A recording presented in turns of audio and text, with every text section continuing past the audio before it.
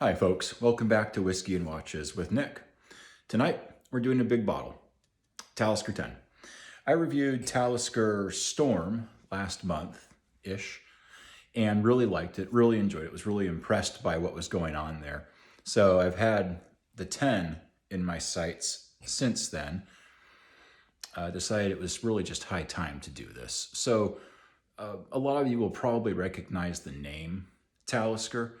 I think it's up there as one of those top 10 or even top 5 famous distilleries. Even people who aren't really into Scotch will hear Talisker and think, oh, that's a fancy whiskey or something like that, right? More or less. It is not an Islay. Let's put that to bed right now. It is from the Isle of Skye. It is, to my knowledge, the only distillery on Skye. If I'm wrong, someone can correct me in the comments.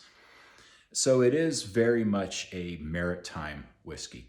It's going to drink in many ways like an Islay. If you're an Islay fan like me, there's a lot of very familiar stuff going on in Talisker, which is probably why I like it so much and why many of you like it so much. I'm assuming you all like it. If you don't, I mean, I don't know. So I drank down the neck to the top of the shoulder last night, as you may have seen if you watched my short that I did to promo the full-length review that I'm doing now. Haven't taken it to the palate yet today. I've just been nosing it a little bit. I think it's a fairly big whiskey, fairly complex, and not maddeningly complex, but there's definitely some stuff going on here. The nose is shifting. 1 minute or one whiff, I guess you would say, if it's just a wall of smoke. And then I'll nose it again, and there will be fresh, bright, like green apple, or even sometimes maybe a note of like a sweet stone fruit of some kind. It's really quite interesting. The smoke is, I would say, more ashy than peaty.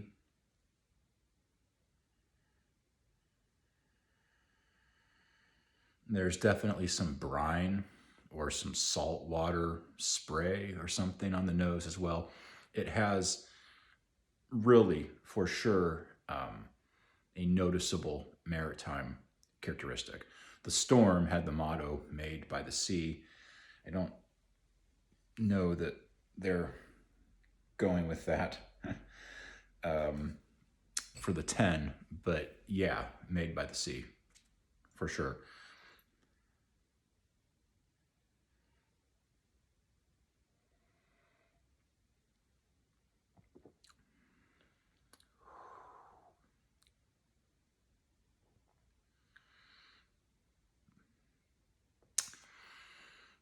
It's so big and it's so full on the palate. It's like this ball of flavor energy expanding throughout the nose and mouth and throat. That's why in my little intro yesterday in my short, I asked if it was overwhelming, because it actually somewhat was. And even now I'm having a hard time picking out specific flavor notes on the palate. It's just so big on the palate. And the finish is ash and salt. And that is a demanding finish. And it's a long finish. I feel like I have seawater in my mouth right now. This is a no-joke whiskey, folks. And now, after getting it on the palate, I'm catching almost like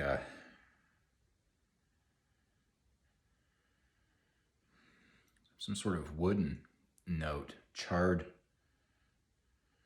like charred. If you burnt driftwood at the beach, there's a hint of that. Maybe I'm just primed for burnt or ashy notes now after actually drinking it.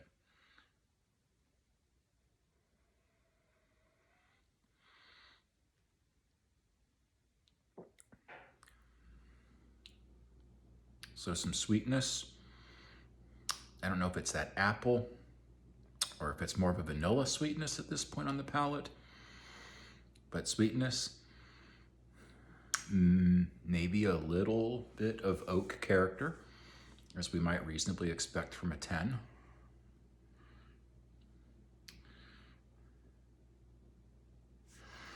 So last night, off camera after my intro, I did drop a little water in, trying to sort of just chill this whiskey out a little bit. I'm gonna do so again now. And I noticed that it really opened up some fun sweetness last night. So let's see what happens now. I didn't add a lot.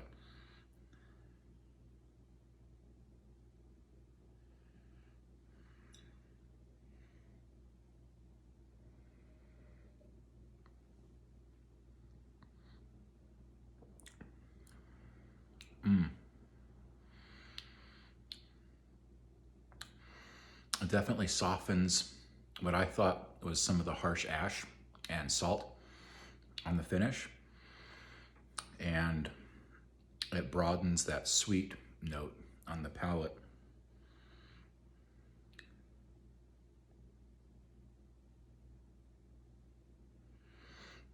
And it adds a honey cream note, a faint honey cream note on the nose, actually.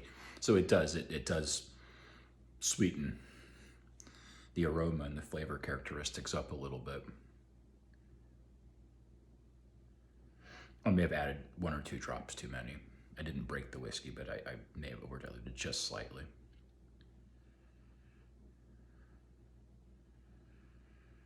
Nope, it's still all there.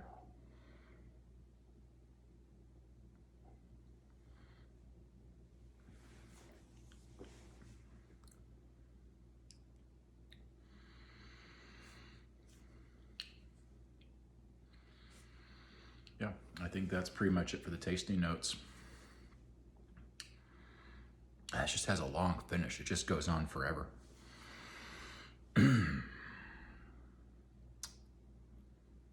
Impressive stuff, folks. If you haven't, if you're a fan of Islay, then, or a fan of any Maritime influenced Scotch, then I think you should really check this out if you haven't already. If you're just getting into whiskey, don't drink this, okay? You may like it. You may like it. More likely than not, you will simply not know what the hell to do with this. So I like Islay, and this is challenging me. So that's it on the chance that you've made it this far with me. Thank you. Wearing the Hamilton khaki automatic that I was wearing yesterday. Just sort of feeling it today. Not sure why. Well, I am sure why, but I'll spare you. Take care. Be healthy. Be happy. Drink your whiskey. Wear your watches. And I will see you folks again soon for more reviews of more whiskeys.